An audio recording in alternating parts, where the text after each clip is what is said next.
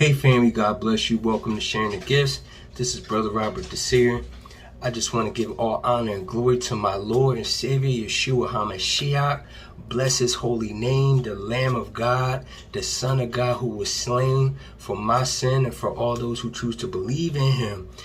For he was sent by the Father that we would have rekindling back into the Father's kingdom, being redeemed from our sin, being cleansed and washed, forgiven, made new, given new life through him, through his spirit. Glorify his name, for he alone is the God of heaven. He alone is the Lord of all. He alone is the name that we can call upon to be saved. No other name. There is no other God. There is no other God before him, by him, beside him, like him in any way, for he's the Most High God. And I say these things in Jesus' holy name.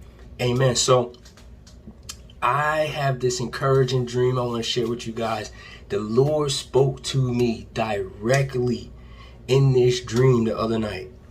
It's very significant for me because it's been kind of rough as far as that part of my ministry goes, dreams and stuff like that.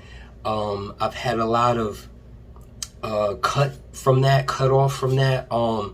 And I was very confused as to what was going on. I wasn't sure if it was demonic attacks or if it was the Lord's way for some reason. And I had been praying and seeking him and fasting and, all types of things, trying to cut off this, thinking that it was witchcraft. And even though I do believe that at some moments it definitely was spiritual attacks, but the Lord gave me a word on this, and it was very encouraging what he said to me about this. Now, this isn't what the dream was, but I'm just wanting to share this in case somebody else is going through the same thing. I was having a lot of not being able to remember my dreams, and I was getting concerned about that because specifically for me, that's a big part of my ministry. It's a big part of the way that the Father communicates with me visually. And for me not to be able to see the things, or at least remember the things that I was seeing, I felt as though there was a big disconnect with him. And, I felt lost, and I wasn't sure, what he was saying. I needed direction, I needed instruction, and all these things. And I felt like I wasn't receiving it because I wasn't able to see what I was receiving in these dreams. And I felt like there was a big blockage going on. So, it was starting to really get to me mentally, emotionally, spiritually, and everything.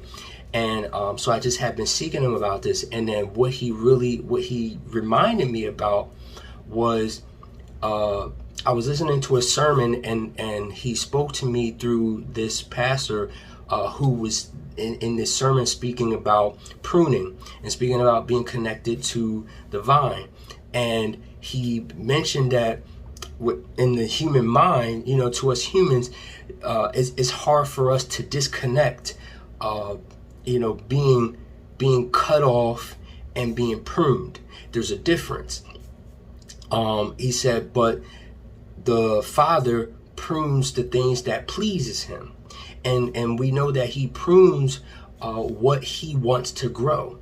So if he's going to prosper something, he's going to prune it, cut off the dead weight so that it can grow more. That's the purpose of you pruning a tree or a bush or a branch, is so that more seeds, more branches can grow off of that branch. So he gave me this word saying to me that what I felt as though what I was being punished or being cut off, it wasn't him cutting off, it was him pruning. And that was the difference. And he was pleased in what I was doing. He's been, and because I was confused because I was having dreams where I was seeing him, and he was telling me that he was proud of me and pleased with where I was at and the direction that I was going, and that he was opening new doorways for me. And he has actually, which is a huge blessing.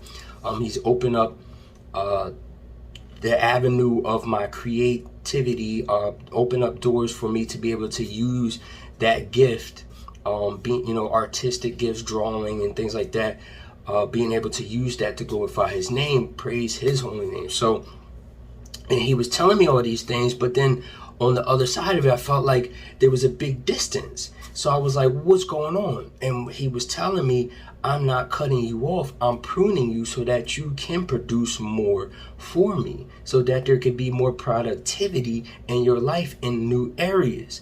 And I just praised his name when he said that, when I understood everything that's going on, you know, because I stopped fighting, because I had been fighting about it. And he was telling me that I needed to change my perspective, and then I would be able to understand. So I had said, I'm going to submit wherever I'm fighting you, Lord. I submit it, I give it unto you. And the minute that I did that, the minute that I changed my heart's perspective, and that I changed my heart's posture towards him, and just became grateful no matter what it was, because I know that I can trust in him and all the things he does, even if I don't understand. The minute I changed that, understanding came. So he was telling me how to understand, but he was also giving me understanding at the same time as I submitted unto him. So submit unto him if you're fighting right now, and then maybe you will see the direction that you need and wherever you're trying to go. So about this dream. So in this dream, I'm with these people, and we get to this place, and it's like this farm or this big field, this big open field. And at first it seemed like there was nobody there, but I went to go, or some of us went to go look around to see if anybody was there. So they were taking a long time. So we were like, let's go find out what's going on, like, because, you know, they've been going for a little bit. So I was talking in song. Like I do that normally. I'll just start randomly singing, but like I'm talking. And I was singing about the fact that they disappeared, and I hoped that they weren't taken because we weren't finding out where they were at. So we get to, it was kind of like this barn or this house, and we go around the other side of it, and then we see that they're there, and they're with this woman, and there was like stuff all over this yard, like different things that belong to this house, and she was having them gather stuff up for this journey that we were going on. So we were I'll get to that part. So then another guy had came out, and this guy is also older than us, and he came out, he was going to come with us too on this journey. So we were headed to this new place. This is what I understood. I understood that we were headed to this new place where we were all going to be living, and I knew it was big, and it was going to be able to fit all of us, and we were going to start a new life there. So we were getting a choice of things that we could bring from this place. So I saw that there was this playground. So I jokingly said, hey, can we take a swing? And then the guy that had came out that was going to be coming with us, he had like this seat with a rope wrapped around it, and it was like over his shoulder. And he asked, he was like, can this swing? And we were all like, yes. And he said, then is this good enough? And we said, yes. And then we started walking over to this other area, and he started joking with me. And he was like, he said that I better be careful not to run up on him while he's swinging. And he was like, because it may not look like he's going fast, but if he hits me, he's going to send me flying. And we started laughing. And like, you know how when you're like, if you're an adult, or even when you were a kid, and one of your friends is like swinging on a swing, and they have their feet straight out, and you're like pretending that you're going to run into them, and that's what I had envisioned in my head. And it's like, so it was fun, and we all started laughing, and he made the whistling noise, the whistle sound effect, like when Wile E. Coyote from the Looney Tunes will fall off the cliff. So I had acted out like I was getting knocked, like I had got knocked into, and I was like flying back. I was like, and like we were just all having fun and just laughing. And then the scene changed, and I was inside of this room, and I see this woman walk into this room. And I go on, and the woman goes on the phone, and then she called someone to come into the office. I knew it was the office, and said that there was someone on the phone for them that wants to speak to them. So then I see another person come in. It was a girl, and she put this girl on the phone, and then it changed, and it was like I was the one that she put on the phone, and I could hear, like I had the phone up to my ear. And I heard a man that was speaking in like a Creole accent. And he said, "Hello, children. You know I'd give anything to be there with you. I truly would." And he said something else after that, but I woke up from there. There was also another part that I just remembered as I was listening to this man speaking. I remember seeing a face, and I was color blocking the face, and it was like primary colors. It was blue, yellow, red, and green. And then I woke up from there, and I instantly knew that was the Lord, like that was Jesus, and he was speaking to me, and he was saying, and I understood while I was hearing this that he was saying that he wanted to be with us, and he knew we want to be with him, but things have to be done first. But after that, we will be with him soon enough. And I was just dumbfounded and glorifying his name. Just like it was so clear, like he literally, like he was speaking to me, but he was speaking to all of the children of God. And he was like, "Hello, children. You know I'd give anything to be there with you. I truly would." And when he said "I truly would," it reminded me of when in the red text of the Bible, when Jesus is speaking, and how often he says "verily, verily," or "truly this, truly that." And it was like, and you know, when he says verily, verily, or truly, truly, it's when he really, really means whatever he's saying. Like he wants to make sure that you know that you pay like double time attention to this, that it's set in stone. Like this is what he really means. So it's like he's saying, like, I've been hearing you, and I've been listening, I've been watching, and I'm proud of you, and I love you, and I want to be with you. And if I could bring you all to me right now, I would. But there are things that need to be done first.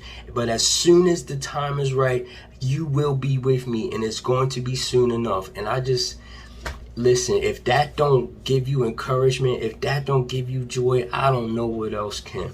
So just glorify him on this day, because soon enough, sooner, as the word says, your redemption draweth near. Look up. So I also wanted to share this other dream, because I feel like this is a word for somebody or some people, a group. I'm not sure, but I'm going to share this dream, and I'm not really 100% sure what it means. Like, I have an idea, but I don't want to speculate, but I'm going to share it just in case. So in this dream, I see this woman go up to another woman, and she tells this woman about this awesome place that's right down the street, and she asked her if she wants to come see. So she brings her to this building, and it's a black building on the outside, and it's a building that she says is her church. And she brings her inside this building, and I'm like following them, and I see it's a small room with two other people sitting at their musical instruments. So it's like how you would see the musicians on the stage at the church, like the drummer is behind his drums, and then the person on the keyboard is behind the keyboard. And it was like that, but it was only two people, and they were behind their instruments. And I'm thinking, I was like, this is pretty small. And she says that they want to be a church, she says they want to be in a church and they want to be a church. And I knew they had left their local churches they were going to make their own church. And they were a group of musicians. And she was hoping that the woman she invited would want to come back and that she would invite others with her. But I knew that she wasn't going to, because it seems strange just sitting there with those three people in this building. And that was the end of the dream. And I'm not really like, I know I could go, it's two ways. It's either this is a false church, and or this is a false direction, and this woman is trying to bring people into this church in order to pull them away from God to start their own church or their own religion in a sense. They may even be wanting to serve God, but it's not the right direction because of them wanting to start their own thing, or it's giving encouragement to someone that is trying to start, that has been being led to start their own church, and well, not their own church, but you know what I mean, to start a new church, and they're having trouble, you know, bringing people in because it's so small right now. And the Lord's saying to them, you know, have encouragement, don't worry, you know, just continue to try, you know, invite people, and He will do the work to bring them in and build it up. So I'm not really sure which direction it is, but I feel as though that this is definitely something that I needed to speak on and to share with someone that needs to hear this. So if this is you, pray on this. I'm not sure which way the Lord is saying to go, whether He's saying that He doesn't want you to do this, or He's saying, don't worry, continue in this. But I felt as though I needed to speak on this and to share this. For maybe you know the person that this is. Maybe they invited you. I don't know, but I just want to make sure I'm doing what I need to do and speaking on this. You know, maybe I should have sought the Lord more on this so I could see directly which way this is saying. But anyway, take this word to the Lord. Be encouraged. Follow the one true living God, that is Yahweh, through His Son, Jesus Christ, Yeshua. Through faith we are justified. Through faith we are redeemed. Through faith we are cleansed, washed, and made new. So I love you guys. God bless you, and I'll talk with you soon.